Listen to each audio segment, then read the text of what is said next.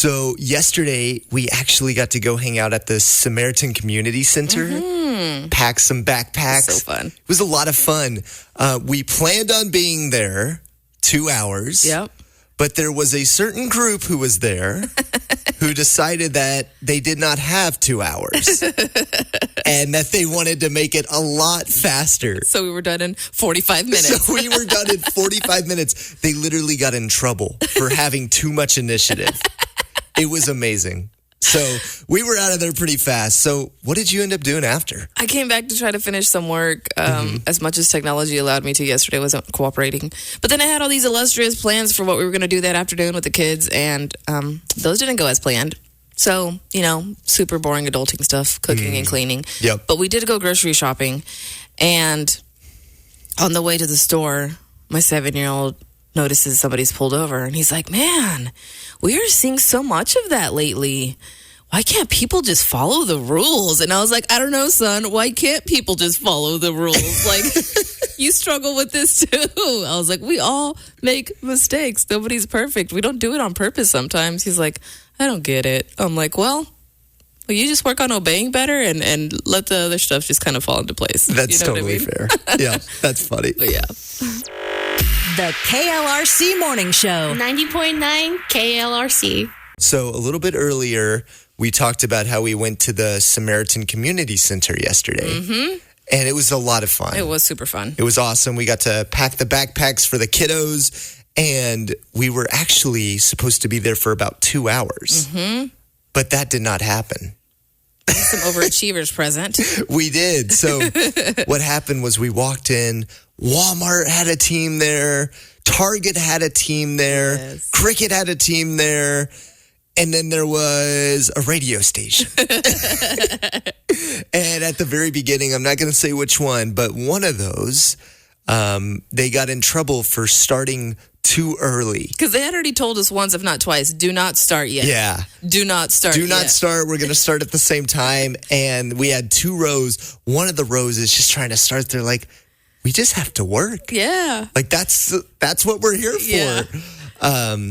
But it was pretty funny at the end. I'm sure you remember this, Becky, but I felt pretty cool because Robert was there and he said, everybody from KLRC, get together. We're going to take a photo. And we had like 15, 20 people. I thought it was pretty cool that a lot of our community came out and we were there too. And that's usually what we do, Like at the end of an event, we try to get a group picture. Exactly. It's just like how we conclude our event. I mean, if we don't get a picture, we weren't there. Right. But then I hear something behind me and it's like WAL. And I'm like, what's going on? And Walmart is behind us and they are yelling a chant at the top of their lungs. I'm like, they get a theme song. But I mean, we get a picture. We get a picture. They end with a team chant. Go team go. It was, I'm not going to lie. It made me question our values a little bit. Why do we not have a theme song? For so many good reasons. If somebody would write us a theme song and send it in, that might make my day. Okay, Ross. The KLRC Morning Show. 90.9 KLRC. Ready for some good news? We are too. Here's your positive difference story of the day. So in Texas, Matthew's mom, Amy, passed away in 2012. Before she passed, though, she had registered as an organ donor, and her lungs went to a woman named Carrie Giddens, who had spent her entire life fighting cystic fibrosis and was on life support when the transplant came through. Wow. But the gift didn't just save Carrie. It let her go home to her 15-month-old twin boys, and it let her adopt a daughter. It let her watch her littles grow up. And it brought her into Matthew's life in a way nobody could have planned. So over the years, the two families, they kept in touch, showing up for each other's birthdays, anniversaries, the kind of moments that quietly built something super special. So when Matthew's wedding day arrived, having Carrie there for the event was absolutely not something that was strange at all. Not only does it feel weird to be around her, Matthew said, but it feels right. Matthew Firth walked out on the floor, but not with his own mother. He danced with the woman who was once a complete stranger, now living with his mother's lungs. Oh, man. Okay, I kind of thought that's where that was going. So he kind of did get to dance with his mom in a way at his wedding. He said wow. it felt like it was Carrie, but at the same time, my mom's lungs are literally her lungs. It was as close as I was going to get. Wow. Amy did the breathing and Carrie did the dancing. Since Amy's passing, her parents have continued on honoring her legacy with Amy's House Foundation. There in Texas, and although her passing away was a tragedy, there's also the story of Carrie, who got the gift of life, and her children who got to see their mother, and she got to see their children grow up. But right now, there's more than 100,000 people in the U.S. waiting for a transplant. Can you imagine? Wow. So if you've been thinking about registering as an organ donor, maybe this is your sign. One small decision can be a lifetime of dances. And I love the stories too, and I know it doesn't always happen this way, but where the families get to connect and stories like this come out of it. Yeah. Man. It's so sweet. It's so, so good. That is our positive difference story of the day. Real people, real life. The KLRC Morning Show.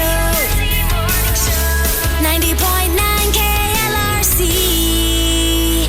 I just started a new devotional, Ross. It's called Faith for Generations by C.C. Winans. And today's piece kind of stood out to me a little bit more. And it was talking about how she's realized like her age and kind of what her mission is now in life because of her age. And one of the big things is being able to pass down her faith to the newer generations. So she talks about, being alert and of sober mind. It doesn't just apply to prayer, but to how we live, showing the next generation that Jesus isn't an antiquated idea, but a living Savior who transforms hearts, restores brokenness, and walks with us through every valley. Because young people are watching to see if we prioritize Christ over everything else. And sometimes a lot of us, we can think and get stuck in I didn't have that like role model, or I didn't have that community to model what a Christ-like life even looks like. And I was one of those people. I didn't meet my first Christian friend, if you will, until I was 18. And I met her and I was like, she's a little different, kind of weird, but I think we could be friends. Yeah. I think a lot of people say that when they meet a Christian when they're not used to a Christian. Yeah. Like, okay, I mean, I'm attracted to this. This is cool, but a little weird. Yeah, and like we never like went to church or anything. We just did dance together. Okay. And so that was when I was 18. And then I think to fast forward to when I was interning in college. I was a junior, so I don't even know how old I was at that point. But this is like 2010. So several years after, and I go to intern in Texas, and I'm at work, and there's this woman, her name's Frida, who's always just worshiping in work. Like she was always singing, and she sounded really pretty, and I was like, she's so sweet. She was always inviting me to church.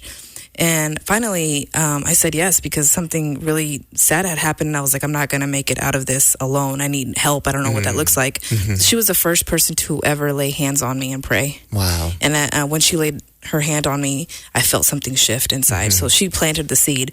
And then fast forward again to 2013 in Nebraska, I had a woman named Shelly who she brought me. She saw me. She sought me out. We sat down and met for 3 weeks. That's all it took. And then she asked me the hard question, Becky, you can continue to live your life the way you are, or you can give your life to the Lord, and it's just going to look differently, and it's probably going to feel differently too. And gratefully I accepted to make that change in my life. But the point of saying all that is that no matter whether you have those role models or not, exemplifying what a Christ-like life may look like or should look like, you never know how your actions, how you show up, how you sing, how you talk is going to impact someone in their life, in their walk, no matter where that is. Like Miss Frida in Texas, I was 20-something whenever she first made an impression on me. And she had a really challenging story also. And so I just try to help encourage people who might not have that community of, having a Christ-like life.